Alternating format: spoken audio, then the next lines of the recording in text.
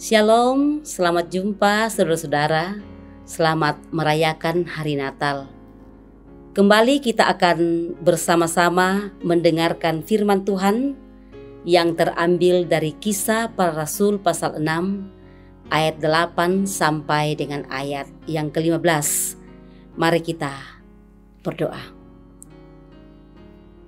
Kami bersyukur oleh karena kehidupan yang Tuhan masih anugerahkan bagi kami. Terlebih saat ini kami kembali akan mendengarkan firman-Mu. Kiranya Roh Kudus memberikan kekuatan hikmat untuk kami dapat mengerti kebenaran firman-Mu. Kami dikuatkan olehnya. Ampuni dosa kami, bersabdalah Tuhan, kami telah sedia mendengar. Kami berdoa di dalam nama anak-Mu Yesus Kristus. Amin.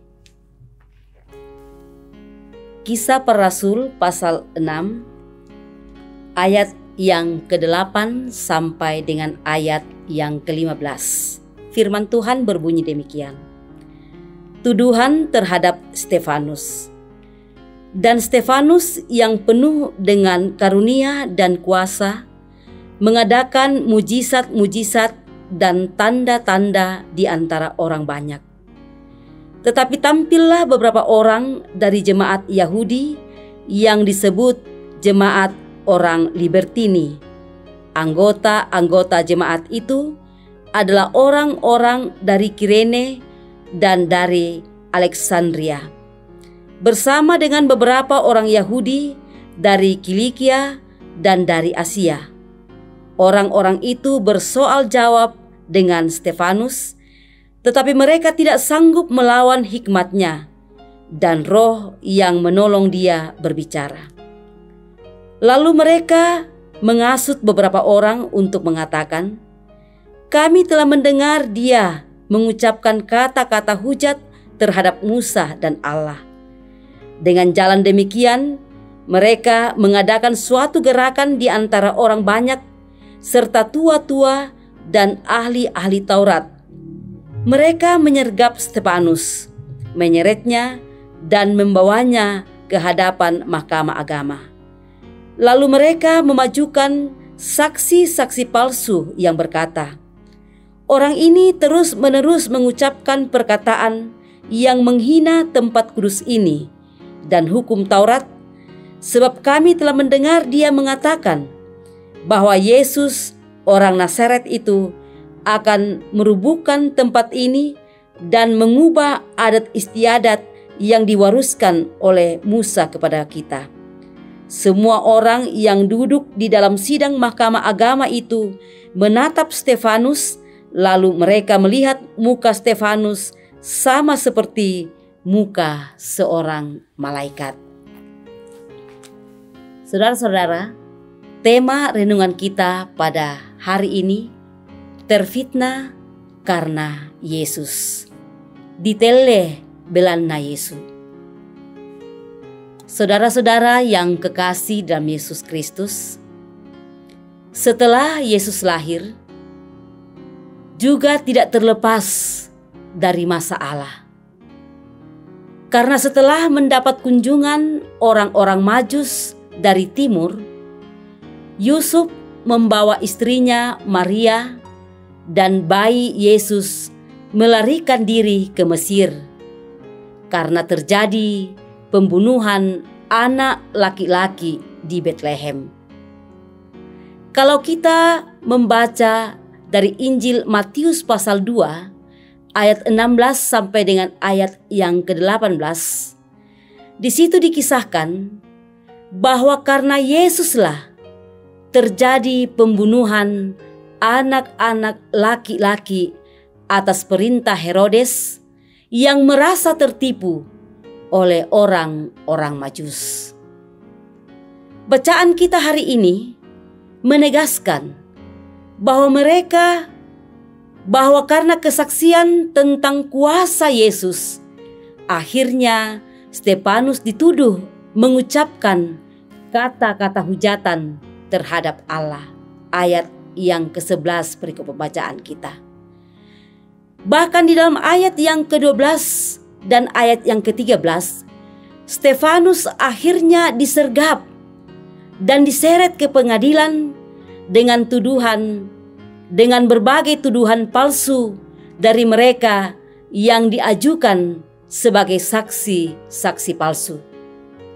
Walaupun demikian, kemuliaan Allah nampak pada wajah Stefanus dalam sidang Mahkamah Agama. Ayat yang ke-15 berikut pembacaan kita. Stefanus difitnah untuk perkara yang ia tidak lakukan dengan bukti-bukti yang sudah direkayasa untuk memvonis Stefanus. Cerita mengenai Stefanus yang telah dibunuh karena imannya kepada Kristus mengingatkan kita bahwa menyampaikan berita tentang Kristus seringkali kita mendapat fitnah. Mungkin kita belum pernah mengalami penganiayaan disebabkan oleh iman kita. Namun marilah kita berdoa untuk tetap memperkuat iman, dan doa kita terutama bagi mereka yang sedang dianiaya di beberapa tempat di seluruh dunia. Saudara-saudara, sekiranya kita juga berhadapan dengan ujian seperti itu, marilah kita tetap setia kepada Tuhan yang telah berkorban untuk kita. Kita sekarang ini sementara merayakan perayaan Natal, perayaan kelahiran Yesus Kristus ke dalam dunia.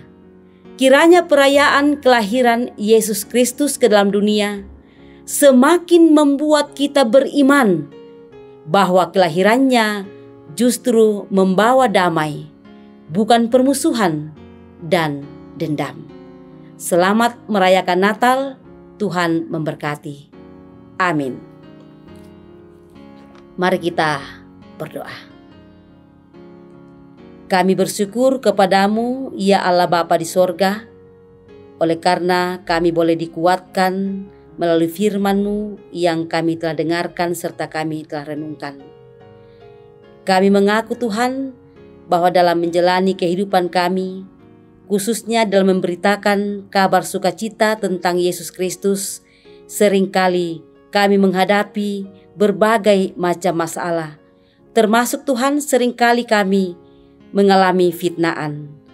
Tetapi syukur firman-Mu yang boleh kami dengarkan pada saat ini melalui hamba-Mu Stefanus, kami semakin diyakinkan bahwa dalam menjalani akan kehidupan kami yang penuh dengan berbagai pergumulan hidup ini, Tuhan tidak akan pernah meninggalkan dan membiarkan kami.